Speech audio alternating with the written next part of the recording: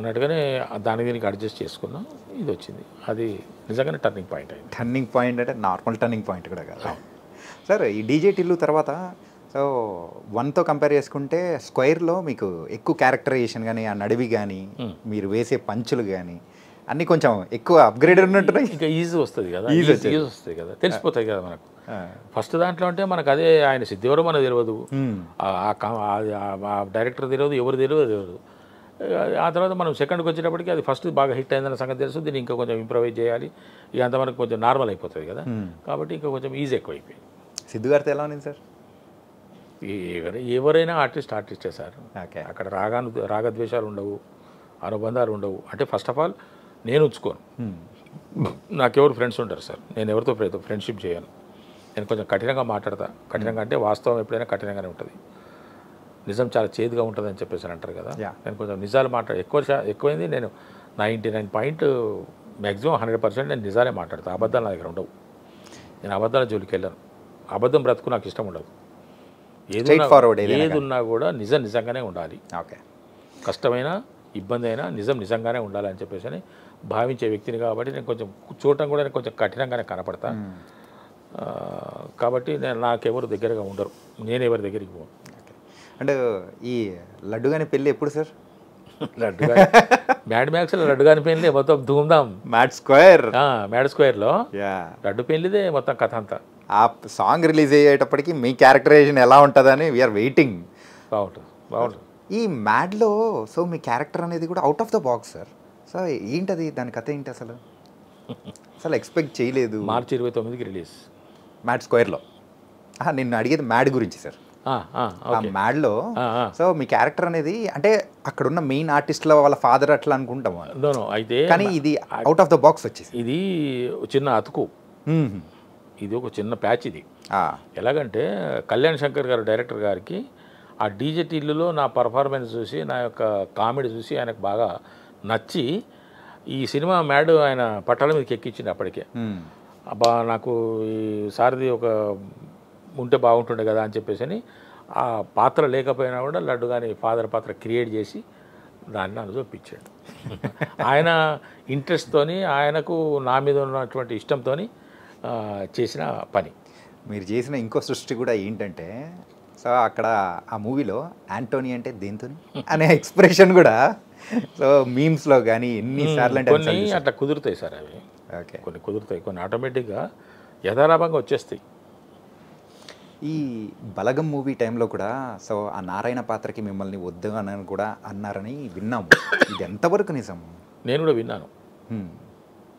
విన్నాను. అయితే ఈ బలగం పాత్రకు కూడా ఈ పిట్టకథలే లింకు. ఓకే. డీజే టిల్లుకు ఏ విధంగానైతే పిట్టకథలు చూసి తరుణ్ భాస్కర్ గారు మురళీధర్ గారు తీసుకోమని చెప్పారో, వేణు ఒకరోజు ఆ పిట్టకథలు చూస్తూ ఈ ఎపిసోడ్ చూసి నేను ఎప్పుడైనా ఈ సినిమా చేస్తే ఈ సినిమాలో అల్లుడు క్యారెక్టర్కి ఇతన్నే తీసుకుంటా అని వేణు అనుకున్నాడని నాకు తర్వాత తెలిసింది. బలగం సినిమా చేస్తున్న సందర్భంగా తెలిసింది. ఆ విధంగా కూడా అది పిట్టకథలే కారణం. అండ్ ఈ బలగం మూవీలో కూడా ఆ బంధం అనుబంధం అనేది కూడా మీరు చేసిన సీరియల్ అనుబంధాలు కూడా వదలలేదేమో. ఆ జయరాం గారితో సో ఇక్కడ బావమరిది క్యారెక్టర్ బలగంలో చేయడం అంటే మీరిద్దరికి ఒక ప్రత్యేక అనుబంధం ఉంది కదా సార్? ఫ్రెండ్షిప్ కానీ? లేదు, ఫ్రెండ్షిప్ కూడా లేదు సార్. పరిచయం ఉన్నది అంతేగా, ఫ్రెండ్షిప్ ఏం లేదు. పరిచయం ఉన్నది, తిరుగుతుంటాం కదా ఆఫీసులన్నీ, ఇద్దరు ముగ్గురు కలిస్తే తిరగటమే కదా ఆఫీసులకు, అందువల్ల ఆ పరిచయం ఉన్నది అంతే తప్ప ఫ్రెండ్షిప్ కానీ ఇంకా వేరే లేదు, సాన్నిహిత్యం ఏం లేదు. ఈ సందర్భంగా నేను సరే ఈ ఇంటర్వ్యూ మళ్ళీ మనం మర్చిపోతామేమో, నేను ఈ రోజున ఈ మాత్రం కొంచెం పేరు తెచ్చుకొని సినిమా రంగంలో మురళీధర్ గౌడ్ అనే ఒక నటుడు ఒక బాలకృష్ణ గారితో చేయటము, ఒకడు వెంకటేష్ బాబు గారితో చేయటం అనేది నాకైతే గొప్ప విషయం, మరవలేని విషయం, మర్చిపోలేని విషయం. ఒక తృప్తికరమైనటువంటి అనుభూతినిచ్చినటువంటి విషయం. దీనికి ఈ రోజున నేను ఈ విధంగా ఉండడానికి కారణం, నేను గుర్తుంచుకునే వ్యక్తులు ఇప్పటికీ ఈ రోజున ఉన్నప్పటికీ ఒక ముగ్గురు. ఒకటి తరుణ్ భాస్కర్ గారు, ఆయన పునాది వేశారు. బలగం సినిమాలో వేణుకు ఎందుకో నా మీద నమ్మకం. అన్న మీరు ఎప్పటికీ అన్న ఈ సినిమా రిలీజ్ అయిన తర్వాత మీకు ఇంకా తిరుగుండదన్న, ఆరోగ్యం ఒకటి మీరు జాగ్రత్తగా చూసుకోండి, మీరు ఒక దశాబ్ద కాలం పాటు మీరు బిజీ ఆర్టిస్ట్గా ఉంటారు అని చెప్పేసి అని ఒక ఆశీపూర్వకమైనటువంటి అభినందన తెలిపి మనసులో ఉన్నటువంటి మాటను చెప్పి, నువ్వు నాకు ఎప్పుడు కారులో కనపడాలన్నా, నువ్వు అంటే మనం నడుచుకుంటూ తిరుగుతుంటాం కదా, స్కూటర్ మీద తిరుగుతున్నాం కదా, నువ్వు ఎప్పటికీ నాకు కారులో కనపడాలని చెప్పేసి అని అన్న వ్యక్తి వేణు. అంటే దైవం మానుష రూపేనా అన్నట్టుగా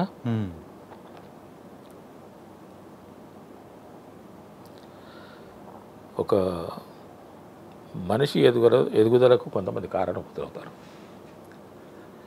అలాగా అనిల్ రావిపూడి గారు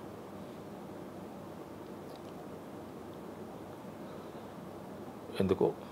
కానీ అనిల్ గారి పేరు చెప్తున్న టైంలో కూడా ఎమోషనల్ అవుతున్నారు, అది ఎందుకో ఏంటో. అసలు మీ లైఫ్లో ముగ్గురు ఇంపార్టెంట్ అని చెప్పేసి ఆ ముగ్గురు గురించి చెప్పారు, కానీ అనిల్ రావిపూడి గారి పేరు వచ్చినప్పుడు మాత్రం చాలా ఎమోషనల్ అయిపోయారు. ఇప్పటికీ ఆ కంటి తడి అనేది కూడా ఉంది. సో ఎన్ని టిష్యూస్ ఇచ్చినా కానీ అది సరిపోదు అన్నట్టు కూడా. ఇంకా ఈ ముగ్గురికి నేను రుణపడే ఉన్నా. అంటే ఎవరి చేయుతను ఏ విధంగా అందించాలో ఆ విధంగా అందించారు కాబట్టి నేను వాళ్ళని ఎప్పుడు జ్ఞాపకం ఉంచుకునేటువంటి బాధ్యత నా మీద ఉన్నది. నేను మర్చిపోలేని వ్యక్తులు ఇంతవరకు. భవిష్యత్తులో ఇంకెంతమంది దైవం లాగా వస్తారో నాకు తెలియదు, ఇంకెంతమంది నన్ను ఇంకే విధంగా నన్ను ఉన్నత స్థితికి తీసుకెళ్తారో తెలియదు. ఇప్పుడున్న దాంట్లో తరుణ్ భాస్కర్ గారు, నా తమ్ముడు వేణు గారు, అనిల్ రావిపూడి గారు. ఒకరు ఫౌండేషన్ వేసినట్టు మీ కెరియర్కి, ఇంకొకరైతే ఆ గోడలు కట్టినట్టు, ఇంకొకరైతే కప్పుతో మొత్తం ఒక ఇంటిని కంప్లీట్ చేసినట్టు చేశారు. Nice sir. వీళ్ళందరూ వయసులో చిన్నవాళ్ళు అంతే. కానీ మీరు ఏ క్యారెక్టర్ చేసినా కానీ దానికి తగ్గ న్యాయం అనేది కూడా చేస్తూ, అంటే మురళీధర్ గౌడ్ అంటే ఇప్పటికీ ప్రత్యేకంగా అందరూ ప్రేక్షకుల మనసులో నిలిచిపోయే క్యారెక్టర్స్ చేస్తూ ఉన్నారు. It was very very nice. నా అదృష్టం అది. నాకు ఇంకా మంచి పాత్ర దొరకాలి, నేను ఇంకా మంచి ప్రతిభావంతంగా క్యారెక్టర్స్ పోషించి ప్రేక్షకుల అభిమానాన్ని చూరగొనాలని, వాళ్ళ యొక్క అభినందనలు అందుకోవాలనేటువంటి తాపత్రయంలో ఉన్నా. ఖచ్చితంగా మంచి క్యారెక్టర్స్ రావాలి, ఒక బలమైనటువంటి పర్ఫార్మెన్స్ చేయాలనేటువంటి ఆలోచన ఉన్నది నాకు.